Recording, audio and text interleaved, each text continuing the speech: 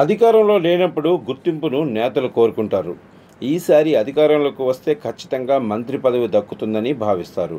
గతంలో తెలుగుదేశం పార్టీ ప్రతిపక్షంలో ఉండగా యాక్టివ్గా ఉన్న నేతలకు ఈసారి చంద్రబాబు కేబినెట్లో ఎక్కువ మందికి అవకాశం కల్పించారు. నిమ్మల రామానాయుడు, సవిత, హోంమంత్రి వంగలపూడి అనిత, డోలా బాలవీరాంజనేయ స్వామి, అచ్చెన్నాయుడు, కొల్లు రవీంద్ర, గొట్టిపాటి రవికుమార్, టీజీ భరత్ లాంటి వారికి చంద్రబాబు తన మంత్రివర్గంలో అవకాశం కల్పించారు. వీరంతా కేవలం గతంలో ప్రతిపక్షంలో ఉన్నప్పుడు యాక్టివ్గా ఉండి అనేక కేసులు ఎదుర్కొనటమే కాకుండా తెగించి పోరాటం చేయటమే కాకుండా పార్టీ కార్యకర్తలకు అండగా నిలబడాలని ఈ అవకాశం ఇచ్చారు. సామాజిక వర్గాలను కొంత తూకం పాటించిన ప్రతిపక్షంలో ఉన్నప్పుడు పోరాడిన వారికి ఖచ్చితంగా అధికారంలోకి వస్తే ప్రాధాన్యత దక్కుతుంది. ఇది రాజకీయాలను గమనిస్తున్న వారికి ఎవరికైనా తెలుస్తుంది.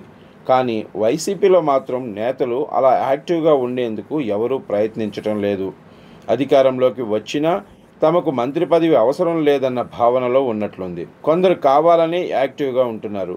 ఆర్కే రోజా, అంబటి రాంబాబు, పేర్ని నాని, కారుమూరు నాగేశ్వరరావు, గుడివాడ అమర్నాథ్, భూమన కరుణాకర్ రెడ్డి లాంటి వాళ్ళు మాత్రమే యాక్టివ్గా ఉంటున్నారు. మిగిలిన వారు పెద్దగా కనిపించడం లేదు. అంతేకాదు పార్టీ పిలుపునిచ్చిన పార్టీ కార్యక్రమాల్లో పాల్గొనటం మినహా వారి భాగస్వామ్యం అంతగా లేదు. నేతల పెర్ఫార్మెన్స్ చూసి ఇప్పుడు వైసీపీ అధినేత జగన్ ఈ విషయంలో ఒకంత సీరియస్గానే ఉన్నారని తెలుస్తోంది. అన్ని నియోజకవర్గాల నుంచి నేతల పెర్ఫార్మెన్స్ పై నివేదికలను తెప్పించుకుంటున్నట్లు సమాచారం. ఇటీవల అంటే జూన్ 4వ తేదీన వైఎస్ జగన్ ఏపీ వ్యాప్తంగా వెన్నుపోటు దినంగా నిర్వహించాలని పిలుపునిచ్చారు. కానీ అందులో కొందరు నేతలు అలా వచ్చి ఇలా వెళ్లారని తెలుస్తుంది.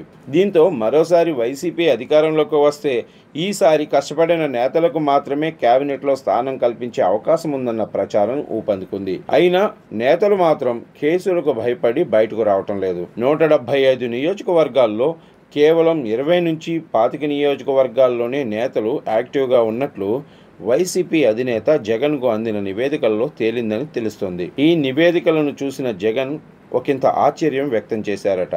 రాయలసీమ ప్రాంతంలో కూడా కొందరు నేతలు బయటకు రాకపోవడంపై జగన్ సీరియస్గా ఉన్నట్లు తెలుస్తోంది. వారిని పిలిచి క్లాస్ పీకాలా లేక ప్రత్యామ్నాయంగా మరొక నేతకు నియోజకవర్గ బాధ్యతలను అప్పగించాలన్న దానిపై ఆలోచిస్తున్నారని పార్టీ సీనియర్ నేత ఒకరు తెలిపారు.